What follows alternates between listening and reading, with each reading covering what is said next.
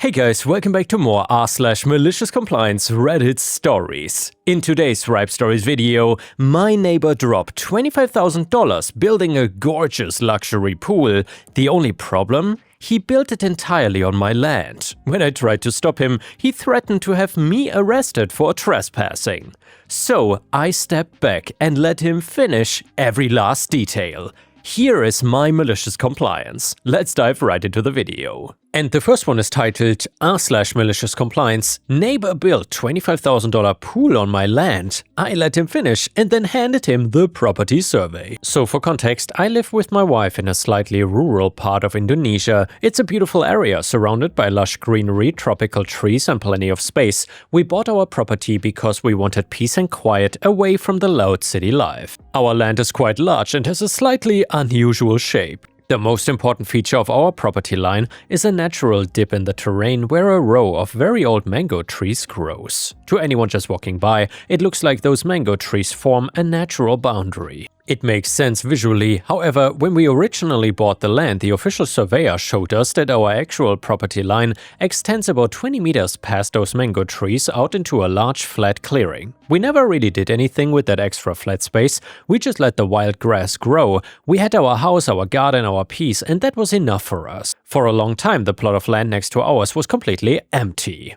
It was owned by someone who lived far away and never visited. We enjoyed the isolation. But eventually, that empty plot was sold. The new owner was a wealthy guy from the big city who wanted to build a luxurious weekend villa there. From the very first day he showed up, he made sure everyone knew he had money. He drove a luxury car that kicked up dust all over our front porch, and he treated the local workers like they were beneath him. My wife and I are friendly people usually, so we tried to welcome him to the neighborhood. We walked over to say hello, but he completely brushed us off. He barely made eye contact and acted like our presence was a massive inconvenience to his day.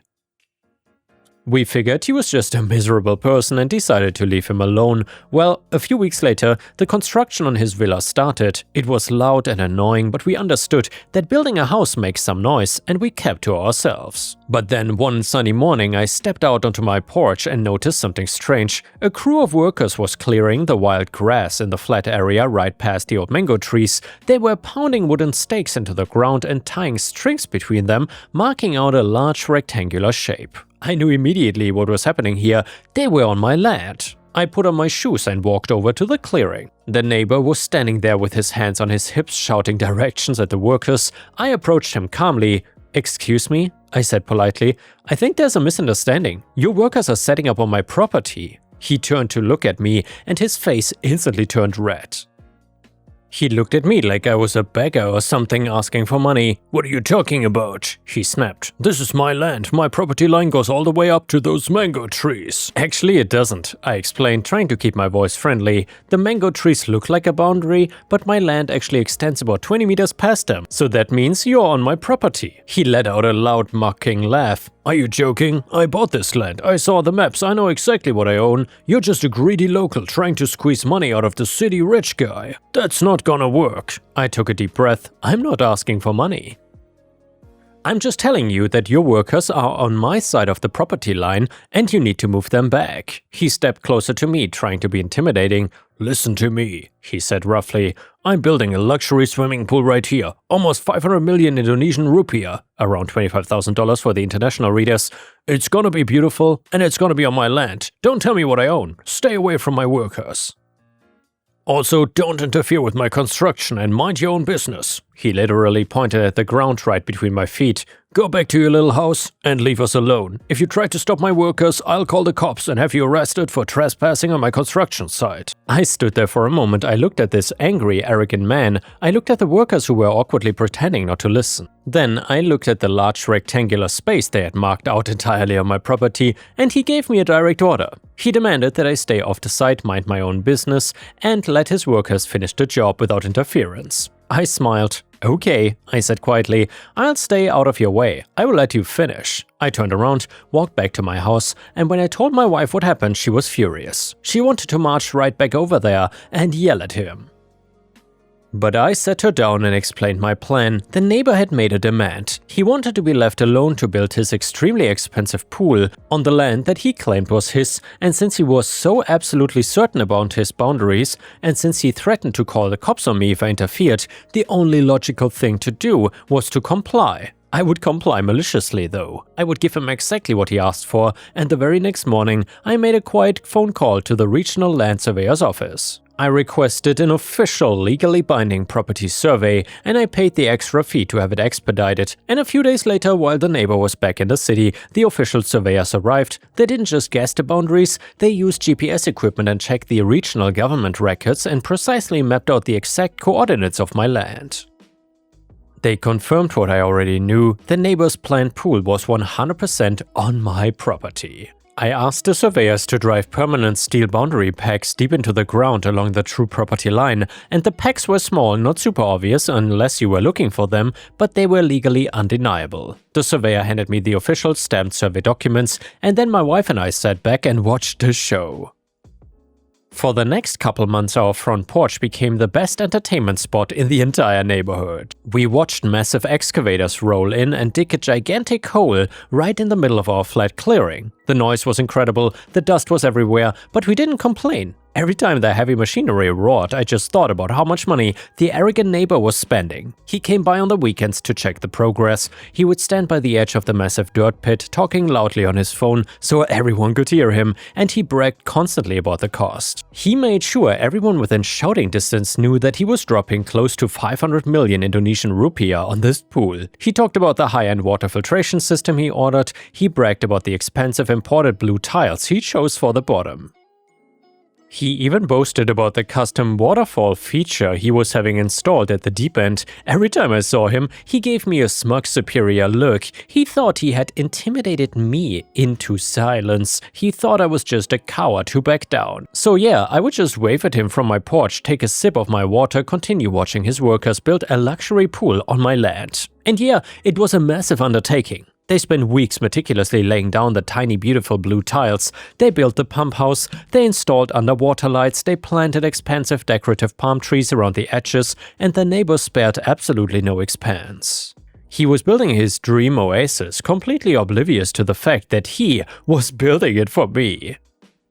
My wife and I had a running joke. Whenever we sat on the porch, we would critique the construction. "I think the waterfall should be a little taller," she would say. "Do you think we should ask them to add a heating system?" I would reply, and we laughed constantly. The anticipation was building up inside us. We knew the exact moment the trap would spring, and we just had to be patient. Finally, though, the day arrived. The construction was completely finished. The workers had cleared away all the heavy machinery, swept up the dirt, and left the area spotless. The pool was filled to the brim with crystal clear water. The underwater lights were turned on, making the blue tiles shimmer beautifully in the evening light. The custom waterfall was running, creating a relaxing, splashing sound, and it was honestly a gorgeous swimming pool. The neighbor had invited a few of his rich friends from the city to celebrate the completion of his weekend villa. They were standing around the edge of the pool, laughing, drinking, and admiring the expansive stonework. The neighbor was in his element, soaking in the praise from his friends. I walked back into my house, opened my desk drawer, and pulled out the official surveyor documents. I held the folder in my hand and walked out my front door. My wife followed right behind me, a massive grin on her face. We walked past the old mango trees and approached the pool. The neighbor saw me coming. His smile vanished instantly. He puffed out his chest and marched over to intercept me before I could get too close to his guests. "What do you want?" he demanded, keeping his voice low but aggressive. "I told you to stay away. This is a private party. Get off my property." I looked at him calmly. "I am on my property," I said. He rolled his eyes. "We are not doing this again. I'm not gonna argue with you. Leave now or I'm calling the cops." "You don't need to call the police," I replied, holding out the folder. "I just wanted to give you this. It's a gift." He looked at the folder suspiciously. He snatched it out of my hand and opened it, and he stared at the official documents. He looked at the government stamps, and he looked at the detailed map with the GPS coordinates.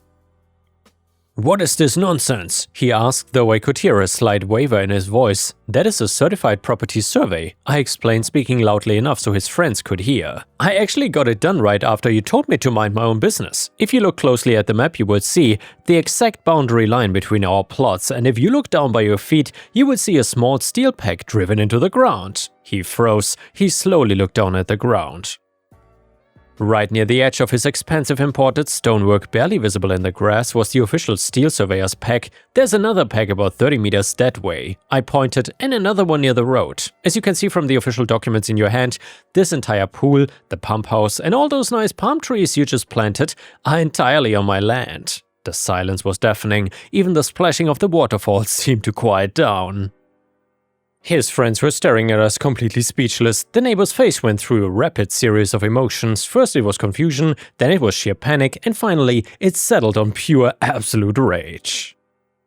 "You're lying!" he shouted, throwing the folder on the ground. "This is fake, you forged this." "It is fully certified by the regional government office," I replied casually. "You can call them tomorrow and verify the record number printed at the top of the page if you want. You built your pool on my property, and by law, any permanent structure built on my land without a prior written agreement belongs to the landowner. That means you just spent all that money to build me a swimming pool." He looked like he was gonna explode. His breathing became heavy. He looked at the beautiful pool, then back at me. "You set me up, you knew this, why didn't you stop me?" I couldn't help but laugh. "I tried to stop you on the very first day.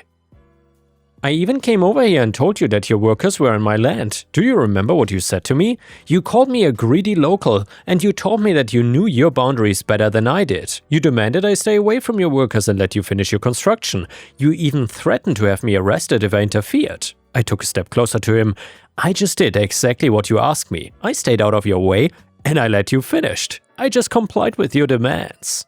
He was actually stammering, unable to form a coherent sentence. His friends were now awkwardly backing away, realizing the massive mistake their host had made. "Now," I said, my voice turning firm, "I'm going to have to ask you and your guests to leave my property because you are trespassing." He did not leave quietly, of course. He screamed, he cursed, and he threw a massive tantrum, and he actually did call the local police on me. When the officers arrived, though, they were extremely confused. I mean, the neighbor was shouting that I stole his swimming pool, and I calmly explained the situation to the officers and showed them the official certified survey documents. I even showed them the steel boundary pegs, and the officers looked at the documents, looked at the pegs, then looked at the screaming neighbor, and the lead officer shook his head. He turned to the neighbor and explained that the property lines were clear. The official documents proved the land belonged to me. Furthermore, the officer told him that because the pool was a permanent fixture built on my land, it was entirely a civil dispute. But criminally, the neighbor was the one trespassing.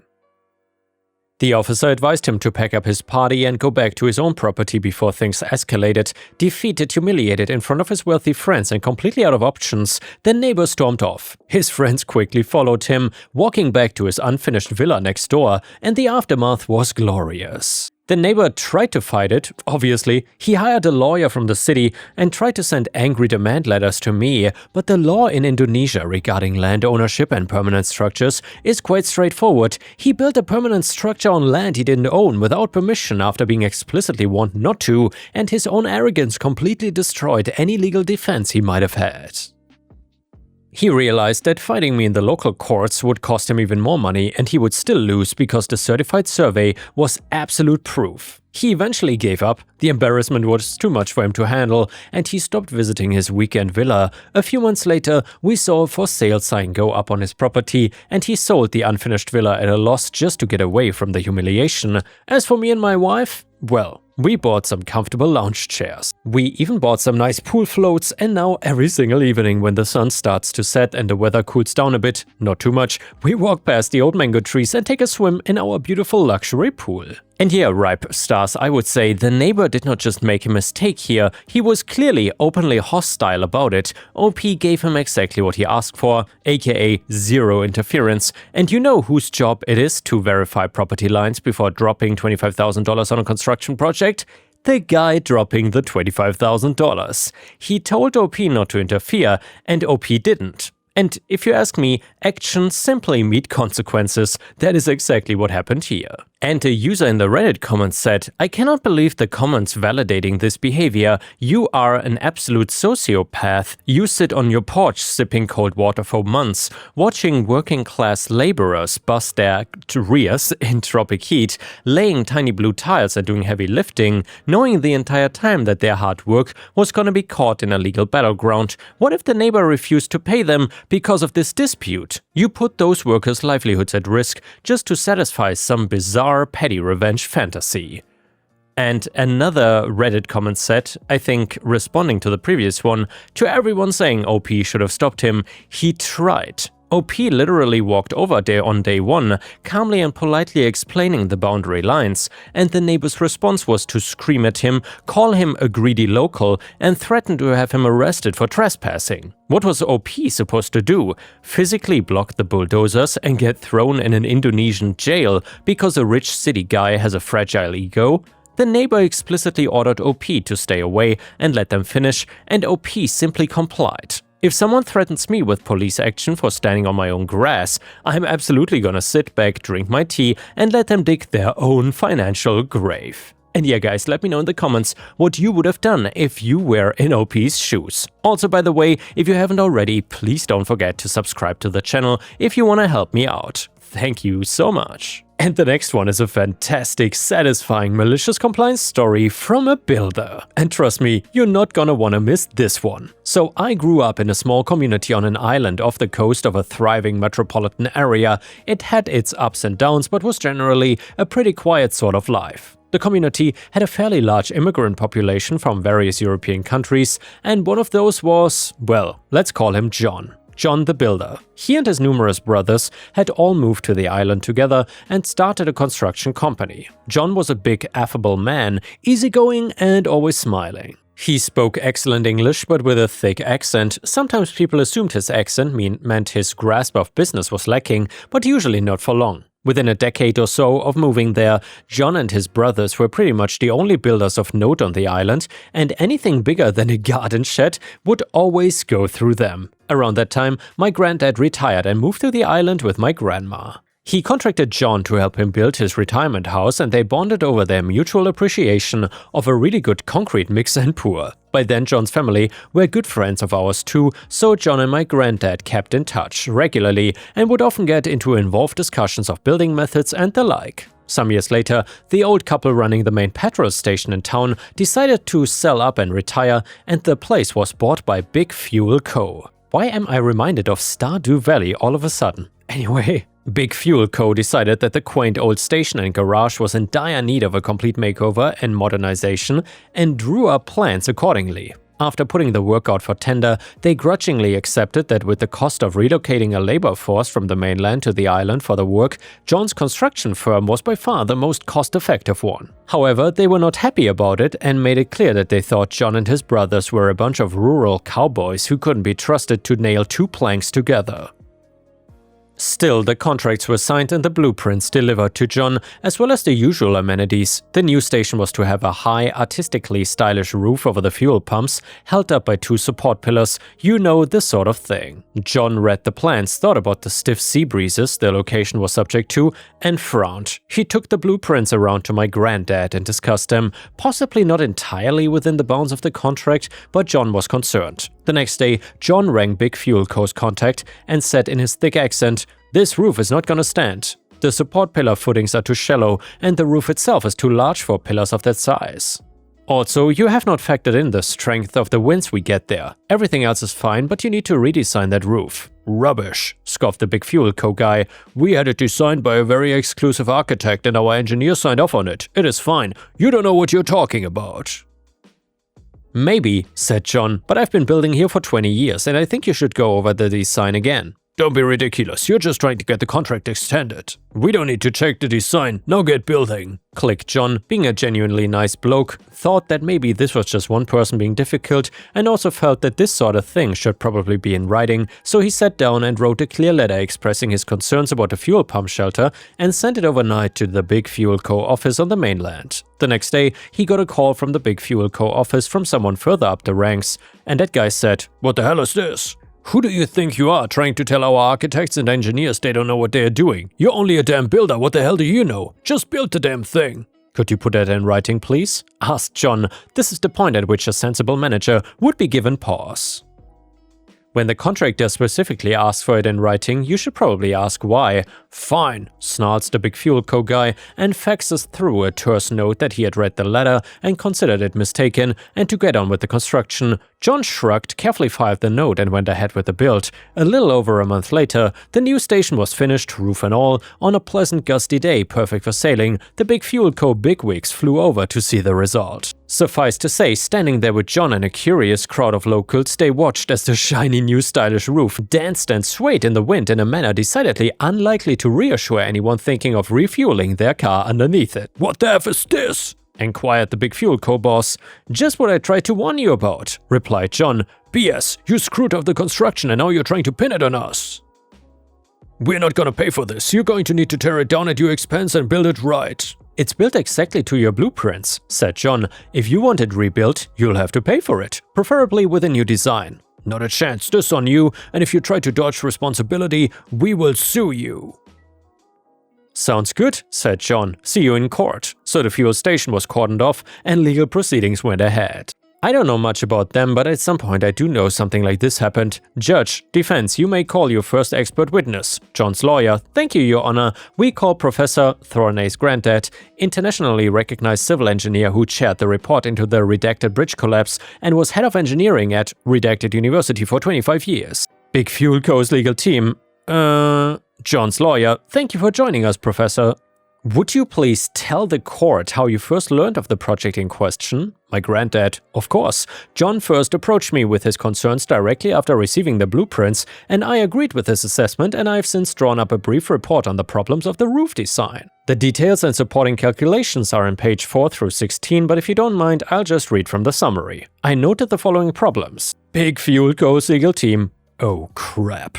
What with that and the note John had, it didn't take long to be settled. Big Fuel Co. was on the hook for all of it plus legal fees, and they had to pay John to tear down the unstable roof and build a new one, designed by a different architect and checked by off-site engineers. Nonetheless, when John got the new plans, he rang Big Fuel Co. and said, "Hope you don't mind, I'm just gonna run these past the professor before we get started." And the next one is a petty revenge story, which is titled "Employer Refuses to Change Work Van's Ball Tires." So my father-in-law used to work for a construction company, and he and his colleagues had a work van/truck at their disposal, but the tires were in super bad shape, pretty much bald. Now, my father-in-law had complained about this before and urged them to get them changed up for safety reasons, but his boss kept saying that he would get the tires replaced, but remained empty promises. So after a few months, my father-in-law spots the police doing a routine traffic stop of random vehicles, and my father-in-law's work truck was not pulled over, but he pulled over anyways and asked the cop to write his truck up.